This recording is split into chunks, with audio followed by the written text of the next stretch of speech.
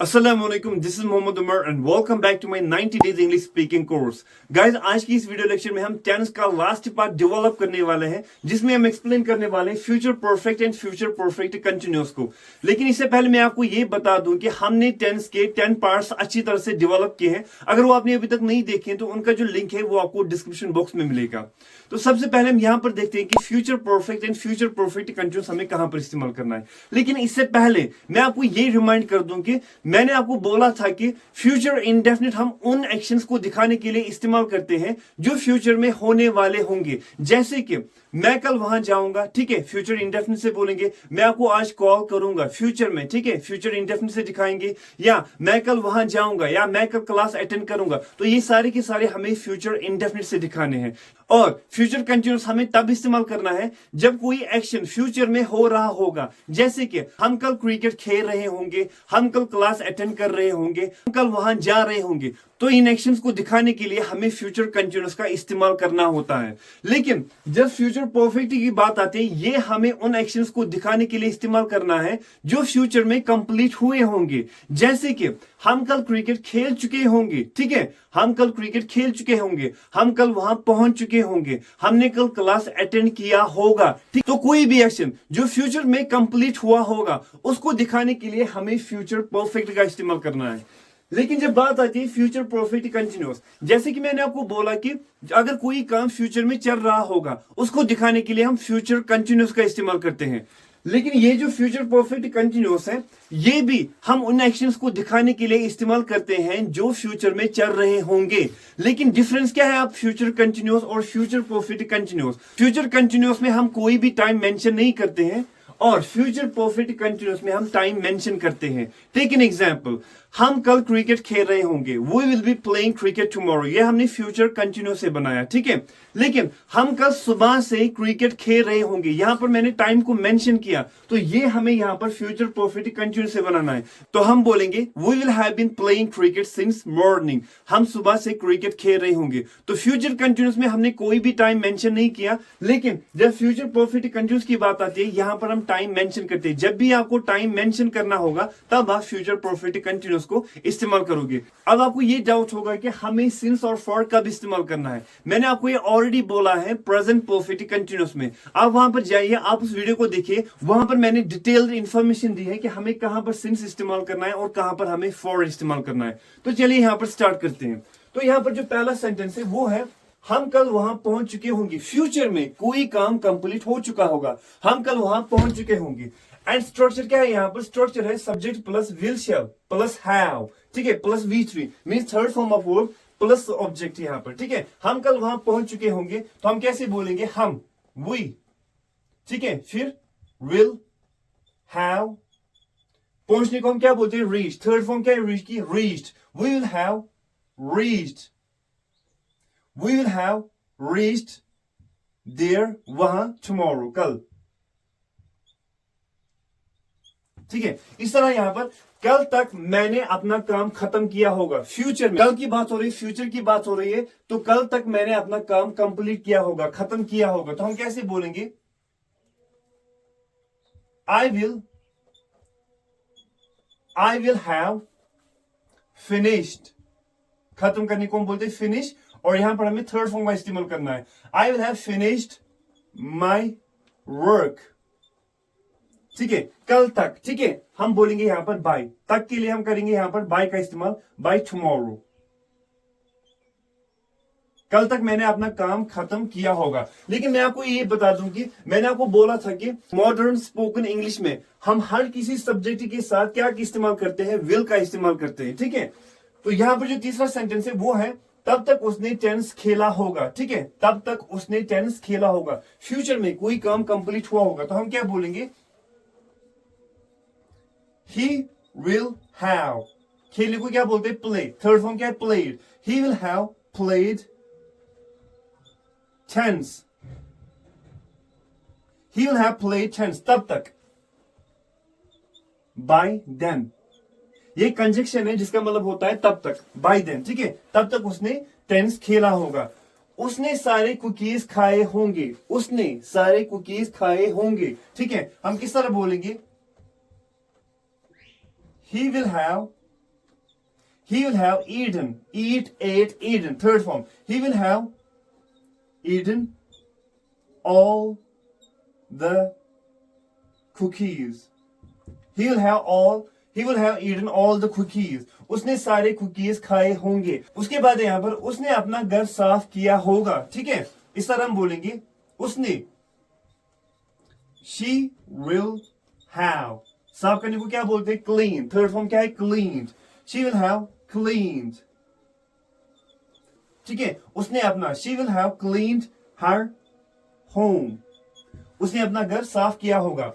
उसने सारे पैसे 3 दिन में खोए होंगे. ठीक है, यहां पर आपको एक बात और याद रखनी है कि यहां पर जो सेंस आएगा वो आएगा गा गी गे. ठीक है, जैसे कि मैंने आपको यहां पर बोला हम कल वहां पहुंच चुके होंगे. गा गी गे. ठीक है, कल तक मैंने अपना काम खत्म किया होगा.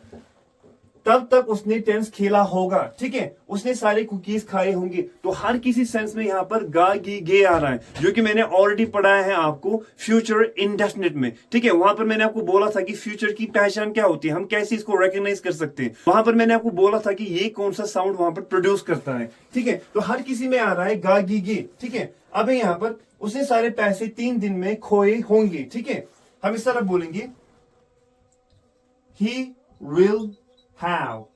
फ्यूचर की बात हो रही, 3 दिन में खोए होंगे. ठीक है, खोने को हम बोलते हैं लूज. एंड थर्ड फॉर्म है lost. He will have lost all his money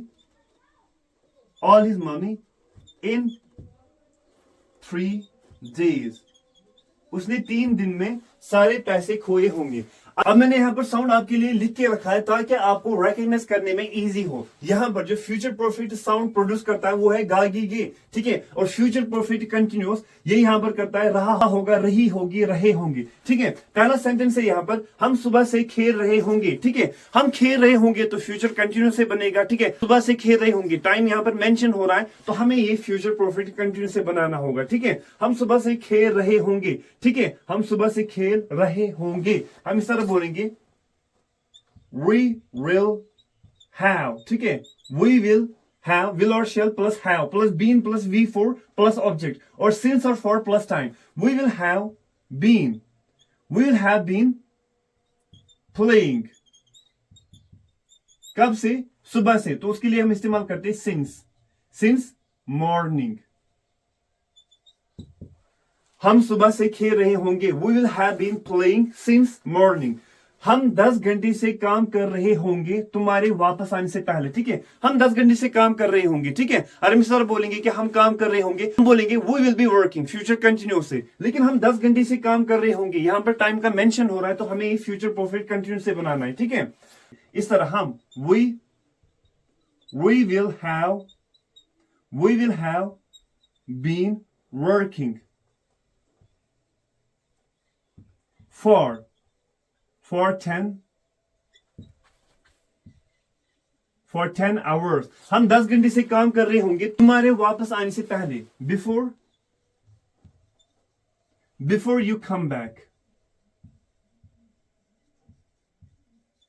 यहां पर आपको याद रखना होगा कि पहला जो सेंटेंस है वो हमें फ्यूचर परफेक्ट कंटिन्यूअस से बनाना होगा. अगर कोई दूसरा सेंटेंस यहां पर आएगा तो वो हमें हमेशा प्रेजेंट इंडेफिनिट से बनाना है, जिसकी फॉर्मूला है subject plus V1 plus object. उसके बाद है यहां पर वो दिन भर शॉपिंग कर रहा होगा. वो दिन भर शॉपिंग कर रहा होगा, टाइम का मेंशन हो रहा है यहां पर. तो हम इस तरह बोलेंगे he will have been shopping. He will have been shopping दिन भर for the whole day. वो दिन भर शॉपिंग कर रहा होगा. मैं 2 घंटे से काम कर रहा होगा जब आप कल यहां पर डिनर के लिए आओगे. जब आप कल यहां पर डिनर के लिए आओगे मैं 2 घंटे से काम कर रहा होगा. ठीक है, टाइम का मेंशन हो रहा है तो मैं इस तरह बोलूंगा I कंट्रीशन फॉर्म में इस तरह I will have been working. Work है यहां पर लेकिन ING फॉर्म में लिखना है क्योंकि यहां पर है V4. ठीक है, I will have been working for 2 hours. मैं 2 घंटे से काम कर रहा होगा जब आप यहां पर डिनर के लिए आओगे. When you come here for dinner.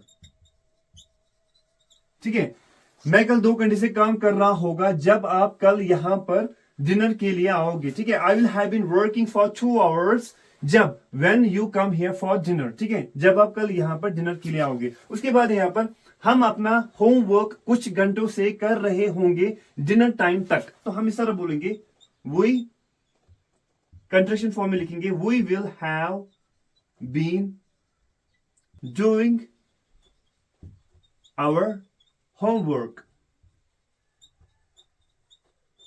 हम अपना होमवर्क कुछ घंटों से कर रहे होंगे। ठीक है, कुछ घंटों से। ठीक है, फॉर अ फ्यू आवर्स। ठीक है, कुछ घंटों से, for a few hours, dinner time तक, बाय डिनर टाइम। ठीक है, डिनर टाइम तक। तो तक के लिए हमने यहां पर बाय, जो कि एक कंजक्शन है, उसका इस्तेमाल किया, बाय डिनर टाइम तक। अब लास्ट सेंटेंस है यहां पर, वो कल सुबह से कुआं को हम इंग्लिश में बोलते हैं वेल, कुआं खोद रहे होंगे। बहुत सारे हैं, तो हम इस तरह बोलेंगे, they will have been. Time का मेंशन हो रहा है, दे विल हैव बीन। खोदने को हम बोलते हैं डिग, लेकिन यहां पर आईएनजी फॉर्म में लिखना है, तो हम लिखेंगे यहां पर digging. They will have been digging a well. ठीक है, सुबह से, सिंस मॉर्निंग। वो कल सुबह से कुआं खोद रहे होंगे। तो यहां पर हमने सारे के सारे टेंसेस कंप्लीट किए हैं। तो अगर आपको कोई डाउट है तो आप कमेंट बॉक्स में मुझे जरूर लिखिएगा। So meet you in the next video lecture. Till then, goodbye and take care.